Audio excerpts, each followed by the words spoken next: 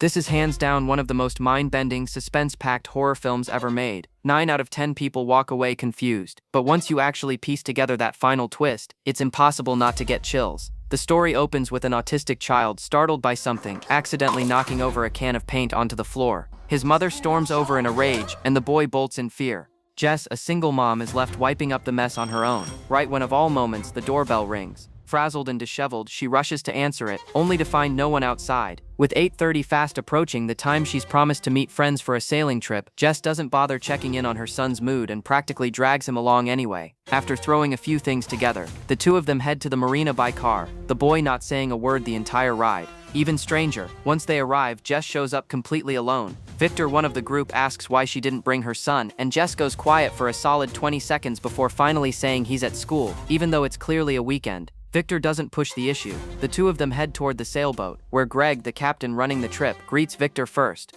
You okay? I don't think so. Stranger still, Jess, who's always turned down Greg's advances, suddenly pulls him into a hug this time, murmuring, "I'm sorry." Caught off guard, Greg assumes something's wrong with her autistic son again and offers to reschedule. But Jess insists, with unusual firmness, that they sail today. Little does anyone know, a nightmare is about to unfold. At first, the sea is calm and the sun is out, and everyone's enjoying a leisurely sail. But out of nowhere, the wind dies completely, and the choppy water flattens out instantly like glass. For Greg, a sailor with over a decade of experience, this is downright unnatural. Things get even stranger when a wall of black cloud appears on the horizon, barreling toward the boat at an impossible speed. Greg scrambles to radio the Coast Guard, but there's no signal at all, just the faint, garbled sound of a woman crying for help.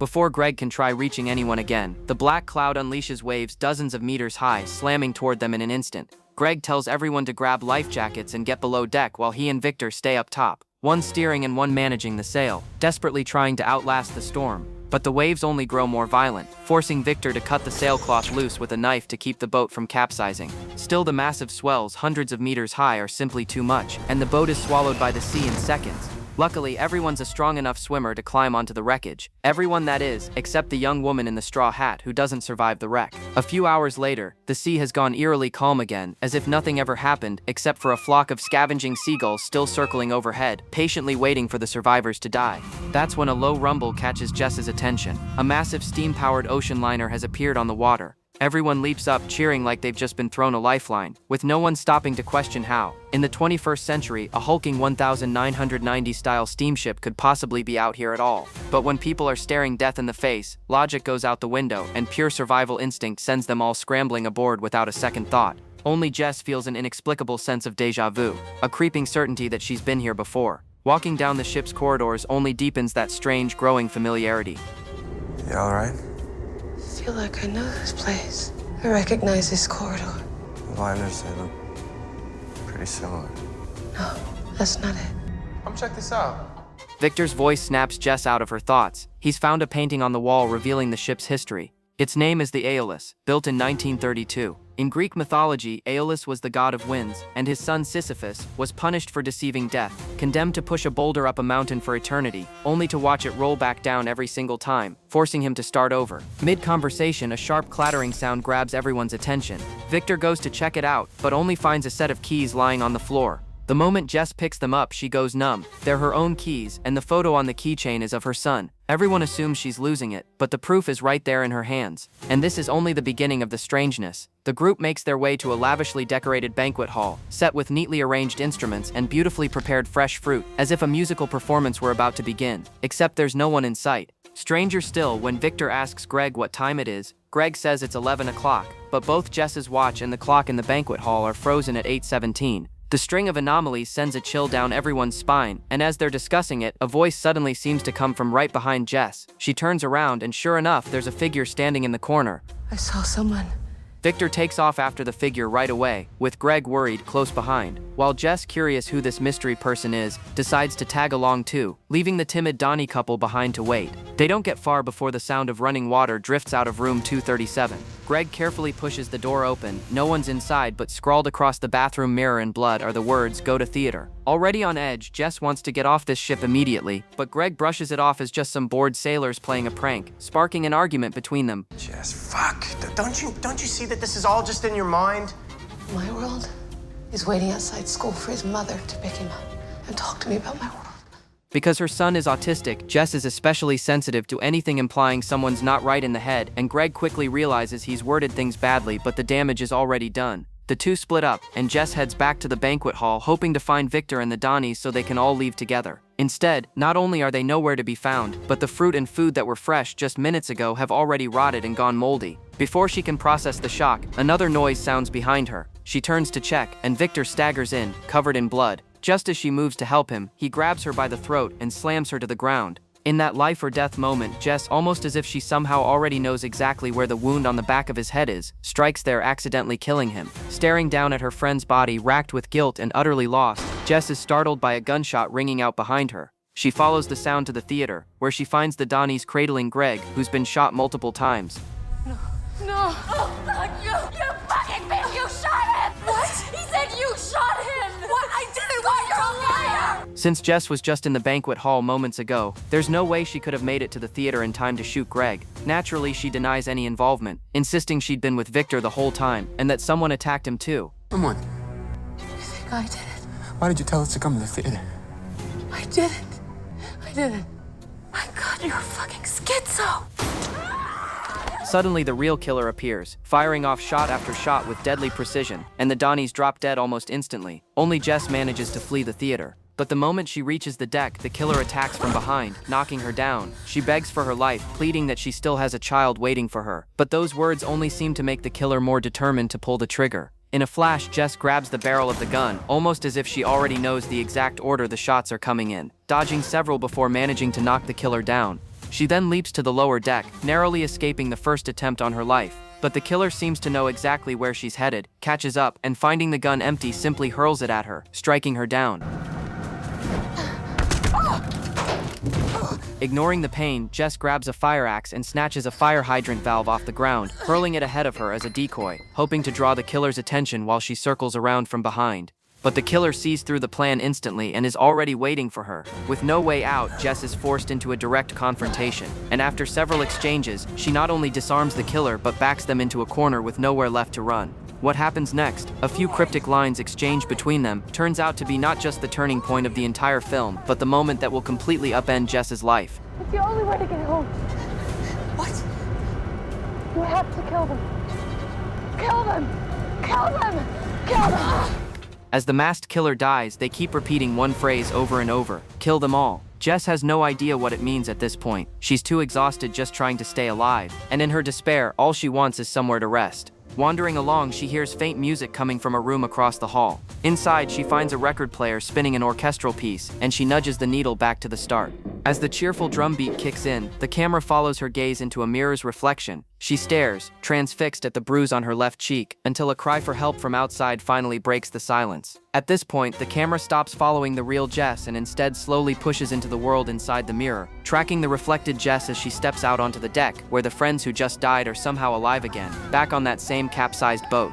Looking at this Jess, beyond the shock of it all, the bruise on her left cheek has vanished too. Even more bizarre, there's an entirely different, brand new Jess on the sailboat, as if everything has been reset from scratch. Shaken, Jess stumbles backward, the bruise still absent from her face, but the moment she steps back inside and touches the record player again, the bruise reappears, signaling she's crossed back into the real world outside the mirror. And the music from the record player plays out like the opening theme of a game restarting, marking the start of a brand new cycle. For clarity, let's call the Jess who just boarded the ship Rookie Jess, and the one who just barely survived everything we've witnessed so far, Main Jess. You all right? I feel like I know this place. I recognize this corridor. The liners, they look pretty similar. Everything Main Jess has just lived through, it turns out she's experienced before, meaning the sequence of this loop largely mirrors the one before it. But living through something so far outside the bounds of reality completely shatters Main Jess's understanding of the world. A splitting headache hits her, and she crumples to the ground, the keys slipping from her hand and instantly catching everyone's attention. With no time to process anything, she rushes off toward the banquet hall. We've already seen the scene where Victor picks up the keys, and the others will soon make their way there too. Rookie Jess senses someone behind her. It's actually Main Jess. Startled, Rookie Jess sprints up to the deck, where she stumbles right onto Donnie's corpse, already being picked apart by seagulls. Main Jess is baffled. Donnie's body should be in the theater, not out here. Could there be someone else on this ship? That's when Victor steps out, unable to believe that the Jess who was just in the banquet hall could somehow already be up on deck. Downstairs, right now, is a copy of myself. Me, walking and talking with Greg. Seeing that he doesn't believe her, Jess tries to get him to look at Donnie's body in the water, but it's already sunk beneath the surface. Without any proof but unwilling to watch her friends die all over again, she scrambles to explain herself, and in a moment of panic, accidentally slams Victor's head into a nail jutting out behind him. This, it turns out, is exactly why Victor reacted by grabbing main Jess's throat the first time he saw her. Terrified, main Jess flees to what looks like a security room. She can't make sense of why everyone keeps coming back to life, why their memories get wiped clean afterward, or why there are suddenly two versions of herself. If she ran out now to explain everything, everyone would just see her as some kind of monster, since their memories have all been reset. The sheer weight of this impossible reality pushes main Jess to the brink of a breakdown. That's when she spots scraps of paper scattered across the floor, every single one bearing the same message: if they board, kill them all. Though handwriting looks eerily like her own, so Jess grabs a pen and tries copying it, and finds that even the stroke order matches exactly. Baffled, she stumbles across a necklace caught in a drainage grate. Picking it up, she realizes it's a photo of herself and her son. But the next instant, the necklace slips through the grate and falls. And peering down into the depths below, she sees hundreds of identical necklaces already piled up there. Once her own joins the pile, it finally clicks for her. Whatever twisted nightmare this is, all she wants now is to go home and see her son one more time. She remembers the masked killer's dying words: to get home she has to kill them all. At this point, it's the only lead she has toward making it back. Main Jess starts gathering up a stockpile of weapons and ammunition, gearing up for a hunt. She tracks down Victor first, then appears directly in front of rookie Jess, reasoning that killing them both might be the key to breaking the loop's curse. But when it actually comes time to pull the trigger, she just can't bring herself to do it, and after agonizing over it, she lets rookie Jess go. She then tries explaining to Victor that everything she said earlier about death and rebirth was true, but right then a gunshot rings out. Confused since the gun is in her own hand, she rushes to check, only to find that just like before, Greg has died anyway. This time though, Jess manages to change the course of events. She risks her life to save the Donnies and gets everyone out safely. Encouraged by this success, main Jess starts to believe she can actually break the curse of the loop, shifting her goal from kill everyone to get everyone off this godforsaken ship, even handing over her gun to earn the Donnies' trust. If anyone comes, you shoot them. She quickly heads to the banquet hall, hoping to bring the injured Victor along, but he's gone, with only a trail of blood smeared across the floor where he was dragged away. Following the trail, she ends up out on the deck. Victor has clearly already been thrown overboard. Just then, a gunshot rings out, and main Jess rushes back to find Donnie has spotted the masked figure around a corner and opened fire. But to her shock, when the masked figure pulls off the mask, it's another Jess. There are now 3 Jesses aboard the ship. This masked one is Killer Jess. The one currently driving most of the story is main Jess, and the one who just boarded is rookie Jess. Back to the main thread. Main Jess, posing as herself, approaches the Donnies and lies that Victor fell overboard, when really she's the one who killed him. How do we know you didn't kill him? You don't. But if you want to live, you'll follow me. Confused but trusting, the Donnies follow her into room 237, only for Killer Jess to burst in the moment they enter, stabbing Donnie with a knife and then turning the blade on his wife. Main Jess hears the screams and rushes over, but it's too late to stop it. Only Lisa, Donnie's wife, manages to escape the room alive. She stumbles her way to the ship's communications room and radios out for help, and on the receiving end is none other than Greg, caught in the middle of yet another iteration of the tsunami.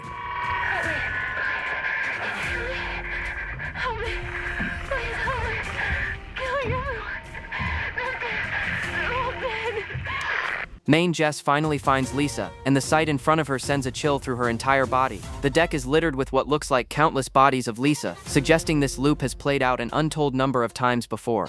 She takes off her coat and drapes it over Lisa, trying to calm her down, when more gunshots ring out behind her. She turns to find rookie Jess has cornered Killer Jess with nowhere left to run, a scene she herself lived through earlier. And that's when main Jess finally understands the rule governing the loop. There are always exactly 3 Jesses on this ship. Every time rookie Jess kills Killer Jess, main Jess graduates into becoming the new Killer Jess, and rookie Jess becomes the new main Jess. Only once everyone aboard is dead does a fresh cycle begin. 5 people, memories completely wiped, boarding the ship all over again. Turns when you're dead. Once she understands all this, Jess initially can't accept the cruel truth of this endless loop. All she wants is for the ship to stop so she can get home to her son. But no matter what she tries, the ship simply won't stop. After a while, it finally dawns on her. The only way home is to kill everyone. So she sets her plan in motion. First, she goes back to room 237 where she'd killed Donnie before, drags his body out and dumps it into the sea, which explains the earlier scene of seagulls picking at his corpse. Then she writes "Go to theater" on the mirror, moves Greg's body in the theater, heads to the banquet hall, and sends the new round of Donnies toward the theater. Where's Greg? Greg told me to tell you we should meet in the theater. After that, she heads to the security room, arms herself, puts on the disguise, and becomes the new killer Jess. She understands that killing everyone might be the only way to end the loop, or at least to uncover the truth behind it. She follows Greg up to the second floor of the theater, but when it actually comes time to pull the trigger, she hesitates. After all, they've known each other for over a decade, and he's been pursuing her this whole time. But Greg recognizes the masked figure as Jess by the style of her shoes. Jess? Jess, what are you doing? What is this? What are you wearing? I don't want you to see my face. Why? Because this is not me. I'm somewhere out there on the upturned yacht and you're with me. And after I kill you, we'll return. No! In the end, Jess pulls the trigger anyway, then kills the Donnies in turn. What follows largely mirrors what's happened before. Rookie Jess eventually knocks the masked killer Jess overboard. But from this point on, the rules of the loop shift in a new direction. The Jess who falls into the ocean actually washes up on shore.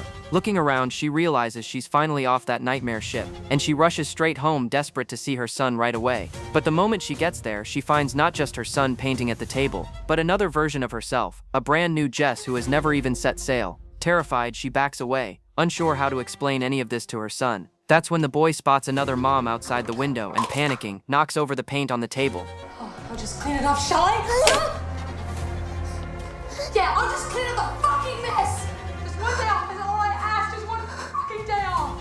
Outside, Jess can't believe she once treated her son this way, so she makes a bold decision. She rings the doorbell. While the Jess inside steps out to answer it, she slips into the storage room, grabs a hammer, and the moment the other Jess returns inside, she bursts through the door and swings. The boy, already autistic and now terrified by what he's just witnessed, still ends up clinging tightly to the woman in front of him, since she looks just like his mother. Jess promises him that things will be different from now on, that she'll love him properly, and never lose her temper again. For a moment, it seems like life might finally be turning a corner. A short while later, Jess fetches a black bag, stuffs the body of her other self into it, and grabs the necklace that belongs to her and her son. She covers the body with old clothes and loads it into the trunk. On her way to deal with it, a seagull suddenly slams into the windshield, forcing her to pull over. She steps out to pick up the dead bird, planning to toss it near the shore, but what she sees next leaves her mind completely blank.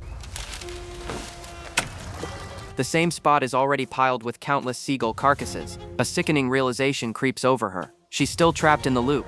Refusing to accept it, Jess scrambles back into the car and drives off, but her son suddenly starts screaming, pointing at blood smeared on the window. Distracted as she tries to calm him down, she loses control of the car, and it goes flying dozens of feet before finally coming to a stop. A crowd starts to gather along the roadside, but strangely, all that's left at the crash site are the bodies of the earlier Jess and the boy, while the Jess who was driving stands on the road completely unharmed. Stranger still, the bystanders seem completely unable to see her. Just then, the bright daylight suddenly darkens, and a driver with a skull-like face approaches, saying something strange to her. No point trying to save the boy. There's nothing anyone can do that's gonna bring him back. Can I give you a ride? Yes. Take me to the harbor. Exhausted body and soul, Jess drifts off in the car. When they reach the dock, the driver wakes her, saying he won't stop the clock just yet. He'll wait right here until she comes back. You will come back, won't you? Yes, I promise. Jess promises she'll return, but the moment she steps out of the car, she seems to forget everything that just happened. Walking onto the dock, Victor appears behind her just like in the opening scene, asking why she didn't bring her son, and once again Jess falls silent for a solid 20+ seconds. Do you know me? I feel like I do. Greg talks about you enough. Where is Greg? What do you think? Come on, you're late. How come you didn't bring him along? He's at school. You sure about that? Yes. Even though her son had just died in a car crash moments ago. From here, Jess's memory seems to reset completely, and the story plays out exactly as it did at the start, looping on forever. Here's the real story underneath it all. That day on the way to take her son out on the boat, Jess got into a car accident, and both of them were killed. Her son's death was, at its core, caused by her own distracted driving, and the guilt that followed twisted Jess into a restless spirit, unable to let go. When death eventually came to guide her soul onward, Jess remembered she had one promise left unfulfilled, and begged death to let her go to the harbor to settle it, swearing she'd come right back. But she never returned. This sets off the classic mythological punishment for deceiving death, just like Sisyphus mentioned earlier aboard the ship, who was condemned to push his boulder up the mountain forever, as punishment for tricking death. Jess's price is being trapped in an endless loop of suffering, forever close enough to taste the hope of saving her son, yet never quite able to actually do it. And really, aren't we all a bit like Jess? Trapped in our own endless loops, staying up late every night scrolling our phones or gaming, promising ourselves we'll go to bed early tomorrow, only to fall right back into the same cycle the next night. Life is its own kind of haunted cruise ship. When exactly are you planning to get off? That's it for today's story. Drop a comment with any movies you'd like to see covered, and subscribe for more.